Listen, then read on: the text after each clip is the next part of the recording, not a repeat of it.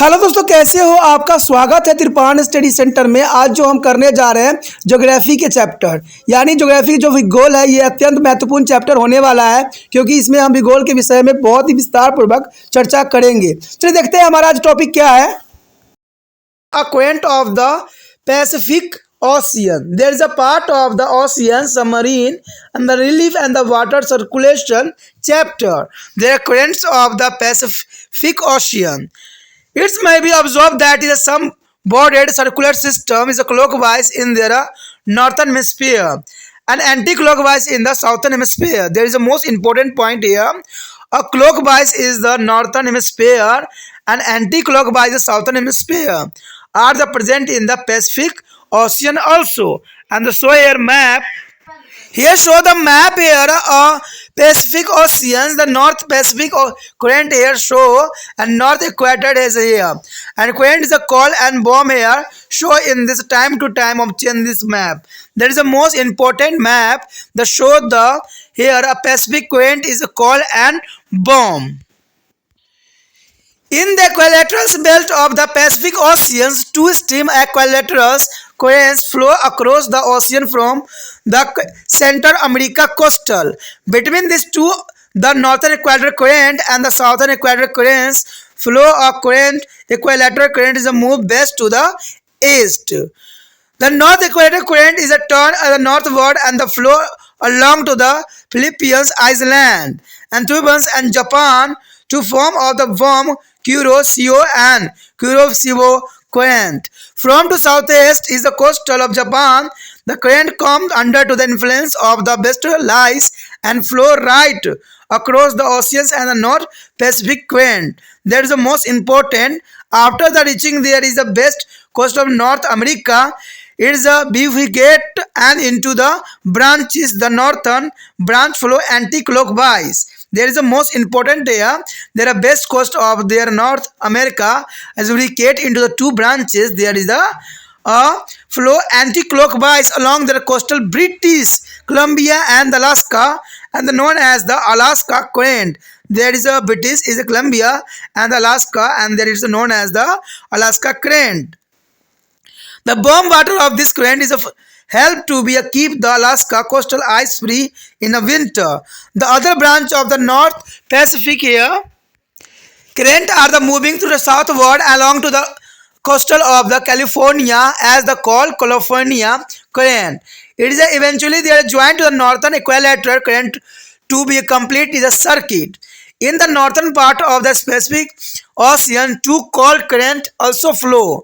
And these are the Oya Siwa current and the Okohotas current. The cold Oya Siwa current and flow along to coastal of the Kamchatka Peninsula.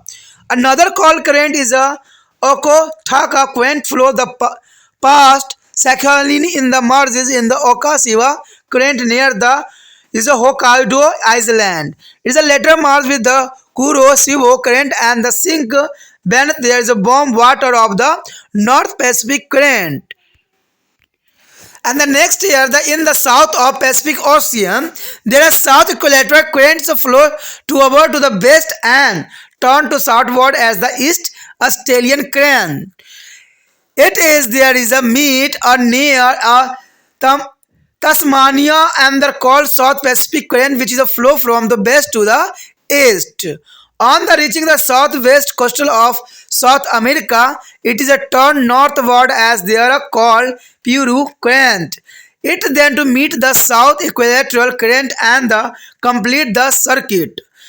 The cold water of the Puris current is a partly is responsible for making the coastal of North Chile and the best Peru and the very scantily rainfall.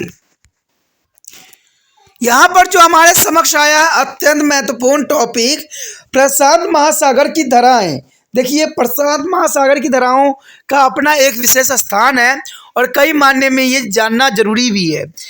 कहते हैं ये देखा जा सकता है कि प्रशांत महासागर में भी धाराओं का एक विहित चक्रीय तंत्र पाया जाता है जो कि उत्तरी जो है गोलार्ध में दक्षिणवर्त घड़ी की सुई की दिशा में करती है। यानी देखा जाए तो क्लॉकवाइज जो है अपनी ये रोटेशन करती है, वह दक्षिण गोलार्ध में जो है वामवर्त यानी घड़ी की सुई की विपरीत दिशा वामावर्त का मतलब यहाँ पर है कि जो है सुई के उल्टी दिशा यानी एंटी क्लॉकवाइज, और ग्लोब में दक्षिणी वर्त का मतलब होता है सुई की दिशा के रिगार्डिंग। तो ये कई मायने में इंपॉर्टेंट भी है। यहाँ पर प्रशांत महासागर के विषमवर्तीय भागों में दो जो है विषमवर्तीय धाराएं मध्य अमेरिका के तट से महासागर के आर पार बहती रहती है, और इन दोनों उत्तरी विषमवर्ती धारा तथा दक्षिण विषमवर्ती धारा के बीच पश्चिम से पूर्व की ओर एक विरोधी विषमवर्ती धारा जो है बहती रहती है। उत्तरी विषमवर्ती धारा उत्तर की ओर मुड़ती है और क्यूरोसिवो धारा के नाम से जो फिलीपींस द्वीप समूह यानी ताइवान तथा जापान के तटों के साथ साथ बहती रहती है।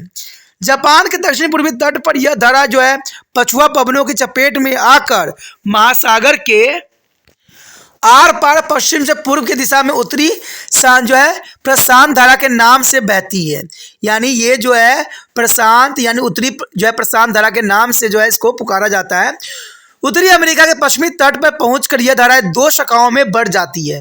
यानी देखा जाए तो उत्तरी अमेरिका के पश्चिमी तट पर पहुंच के ये दो भागों में बढ़ती है।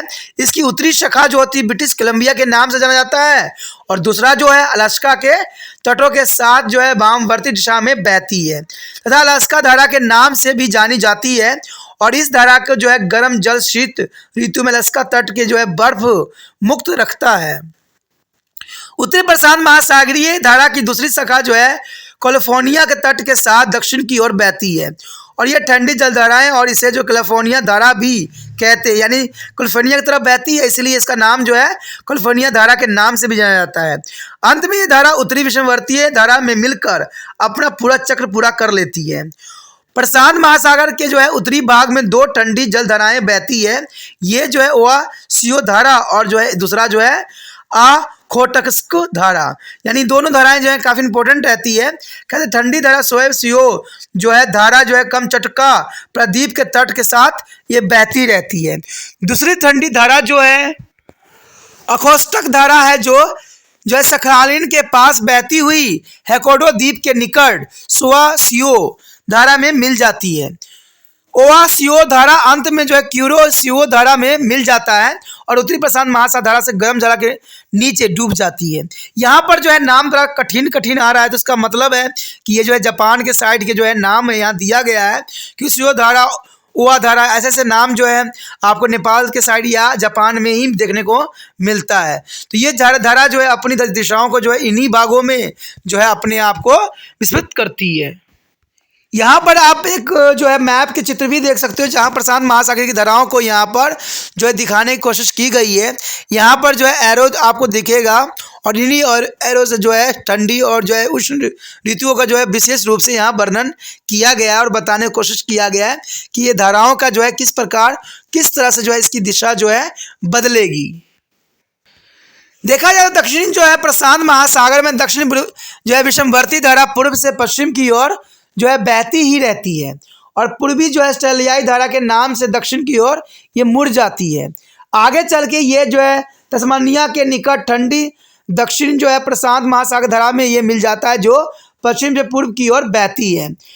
कहते हैं दक्षिण अमेरिका के दक्षिण जो है पश्चिमी तट पर पहुंचकर यह उत्तर की ओर मुड़ जाती है, और इसे पेरू धारा भी कहते हैं। और यह एक ठंडी जलधारा है, और अंत में यह दक्षिण विषमवर्ती धारा में मिलकर एक चक्र पूरा कर लेती है। पेरू धारा जो है ठंडा जल ही निचली पेरू के तटों को जो है वर्षाविहीन बनाने के लिए कुछ हद तक उत्तरदायी होती है। यानी देखा जाए तो पेरू धारा का जो है ठंडा जल चिली एवं पेरू के तटों को वर्षाविहीन बनाने के लिए काफ़ी हद तक जो है उत्तरदायी होता है।